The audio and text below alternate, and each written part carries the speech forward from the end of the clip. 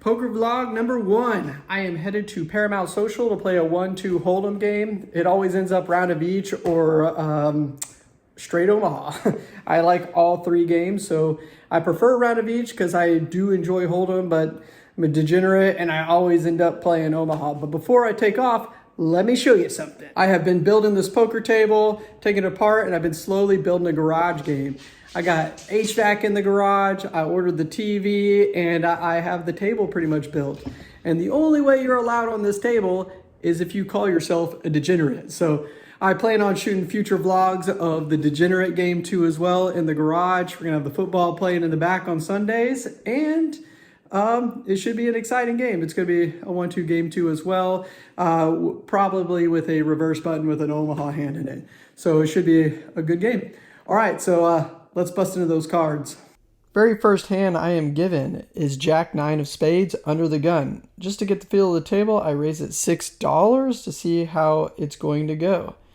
I know this guy to my left, he's a madman. He raises everything. He's a crazy roofer dude, that's what I call him. He raises it to 40, which is very unreasonable to call. He really would raise 40 with pretty much anything.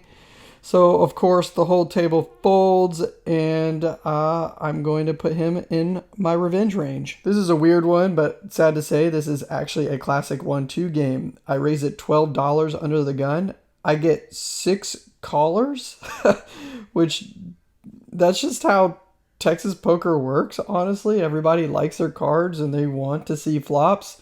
So $12 under the gun with Jack 10, I guess, is not the best thing to do. But unless you flop top pair, I go ahead and bet $30 because I flopped top pair thinking that value, I don't know. And then it goes ahead and I get a call from the crazy roofer dude, of course. But the person I'm actually worried about is the next position. He smooth calls and it goes fold, fold, fold all the way back around to see a turn. The turn is the 5 of hearts. I go ahead and check because any overpair beats me. Yes, any overpair should be raising $12, but a lot of people float $12. So, of course, the crazy roofer dude bets 50. The next position, smooth calls, and I still think I'm kind of good here, so I go ahead and give a call. One of the next things I like to do is check dark. It gives you position, I guess, and I hit a jack. So there you go. So that's why you check dark. It's very sneaky. The board gives you a jack, and it allows the crazy roofer dude to bet 40. You know you're going to call him or even jam in this position, but then the next position just starts to smooth call the 40. And then I get worried he's trapping me. I wimp out and just call. Turn over my cards and I am good. Next hand, I am on the button. I raise it 15. I have ace 8 of spades. It's suited. Of course, this is a good hand to raise, but crazy roofer dude is at it again. He raises it to 45. Pretty much, that is a pretty decent raise. Everyone folds to me. I'm setting the 45 out. He doesn't have much left behind, so I go ahead and put in a call knowing that if I hit this board, I'm pretty much just gonna jam. That's the revenge range from the first hand earlier. The flop comes out King 8 King, so I'm not happy about it, but also I know what I'm going to do.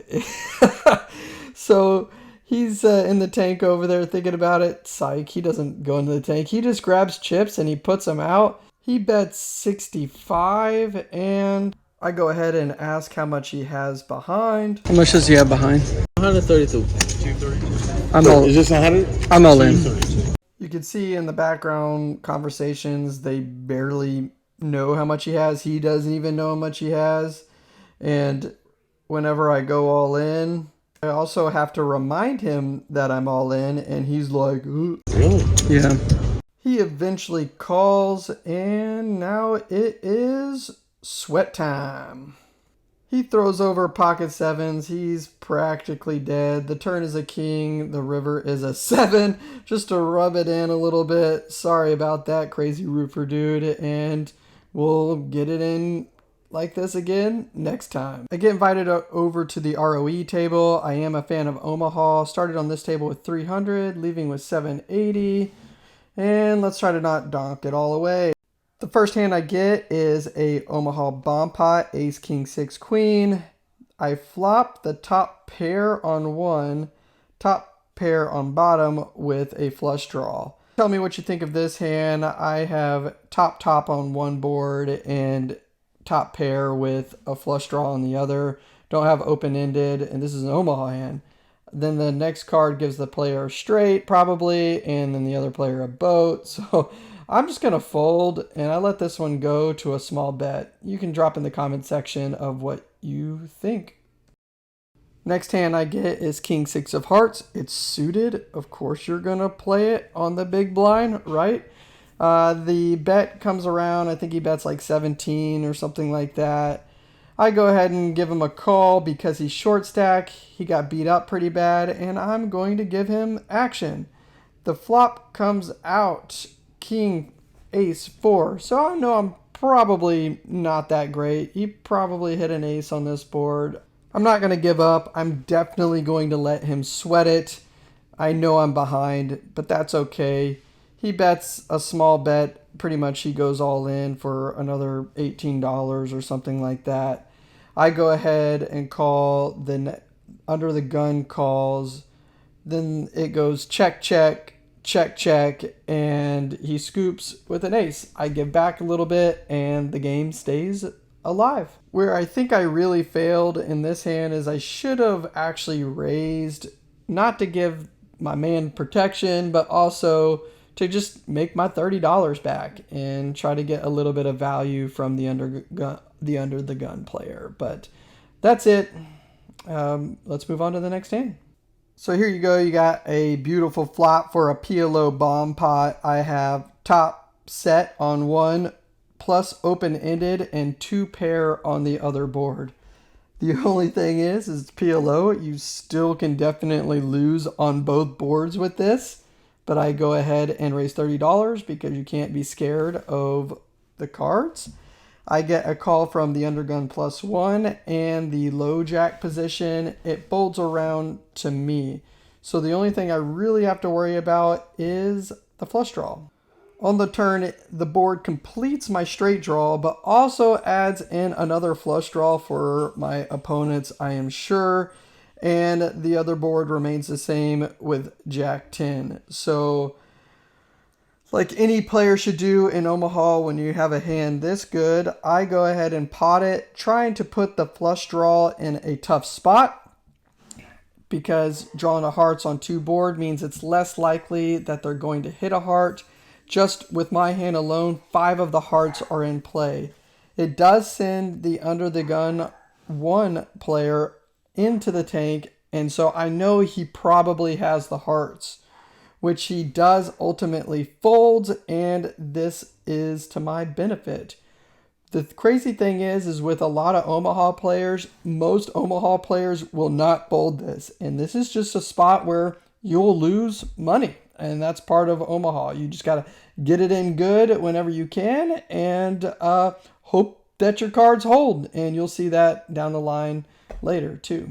When the under the gun folded, it actually caused the next player to go all in, reducing the pot size. And let's see the run out.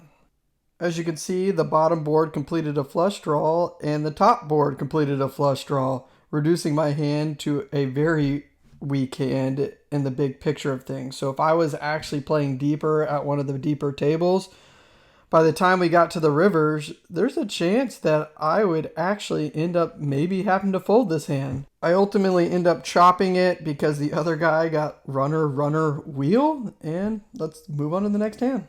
Ignore my crappy editing skills. The pot is not 270. It was a straddled pot, so there was like $25, $30 in the middle. The under the gun position bet $10 on the flop. I went ahead and called with the nuts, of course. Then it went check all the way around and then check to me again by the river. I went ahead bet $30 just to try to get a little bit of value. When you play shitty cards and you hit, you might as well just try to do a baby bet and just get a little bit of value out of it. This hand probably could have got out of hand because I'm assuming they had some sets and I did not play it correctly and I got the minimum like I should because I played bad. Next hand, this one is a good one. I bet $12. It ends up going 4 ways or so. And I am under the gun. Big blind bets 15, so I am going to under-rep my hand a little bit here and just call. The low jack calls 2 as well. The next card is the 6 of hearts, and I know I'm pretty good here. I'm pretty good here most of the time, but again, it's $12 4 ways, and you can see people play pretty much anything. The big blind bets $40. I go ahead and call, and this is where the pot gets a little crazy. I was actually trapping the big blind with the $40 call, and it gets crazy out of hand. The low jack bets $240.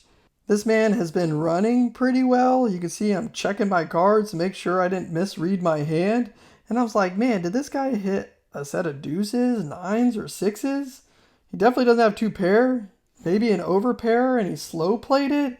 I mean, I flashed my cards to the big blind to let him know I was trapping him. I'm not trying to get any reads or anything. I was just like, man, I have to be good here, or I was. And I'm like, it's unreasonable to call this bet. It's just too much, and I ultimately let him go.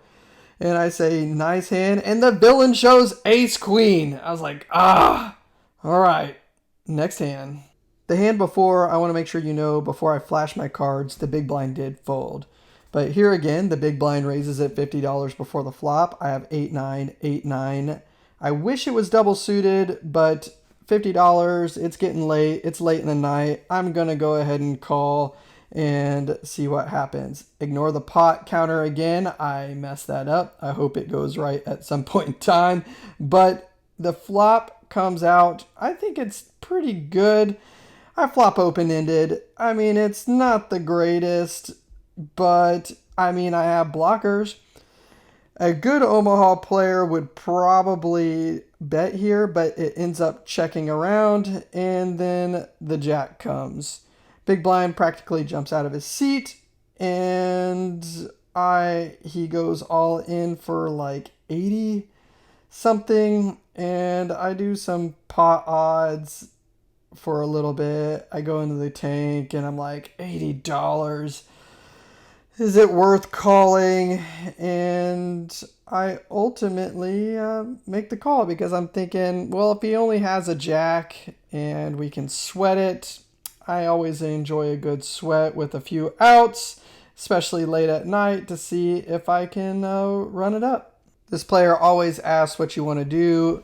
Most of the time, I always run it once. I know I'm behind, and I go ahead and root for one time. Why not? Let's sweat it. Let's see if I can hit the open-ender and fade his boat. And the river is a 6. So there's no way I'm good. The villain shows a jack, and the hand is over. This time of night, I pretty much lost almost all of my profits. I am going to do my best to get better angles on my chips to help record my stack sizes a little bit better. First night recording my vlog. I'm a little tilted, so I raised $30 on the flop. This is not a good flop for an Omaha board. As you can see, the hand before, I had way more equity in it. I only have bottom set with deuces. I raised $30. I get a few callers in here, and we're off to a turn. The turn coming out is the Jack of Hearts and the 9 of Spades. I don't think there's actually a whole lot on this board, but again, I'm still a little heated. I'm under the gun, and I am just gonna keep betting because that's what you're supposed to do, I guess. I bet 100. Thinking that you're going to run Omaha players off. This is stupid play most of the time, because you know that no one ever folds in Omaha, and the madman snap calls, man. Like, he snap calls, he doesn't even think about it. The other players down the line, they end up folding, which is nice, and it kind of works, but I don't think I'm going to get this dude to fold until I hit a deuce. I hit the deuce, I got quads, sometimes the donkey wins, and you get saved on the river and be able to save a little bit of your money. The villain calls eventually, thinking, and I was like, oh man, we're definitely chopping this now. I was hoping that he would fold and I'd get to scoop everything in the middle, but that doesn't work. But you would be surprised what he calls with. I guess the donkey was calling with worse. He calls with 8-6 on the top board, and I have to chop. I mean, come on. Okay, just pulled back in. Long night, long session. I eventually lost that original 3 where I ran it up. And then I bought back in for 600 and got it in right away, doubled up, and then won and lost some hands, and eventually cashed out for like 1,800, so $900-ish profit. It's around there. Pretty nice for a smaller 1-2 game in Omaha, but you can see it doesn't play like a 1-2 game. It's all over the place. And let me see if I can edit these videos, and make sure that you hit that like and subscribe button, and catch us out on the next one. So sitting here editing and I'm realizing that I'm not much of an editor. I apologize for the pot mistakes and stuff, but also I lost half my hand, so you just have to believe me, I won that time. Yeah, believe a poker player.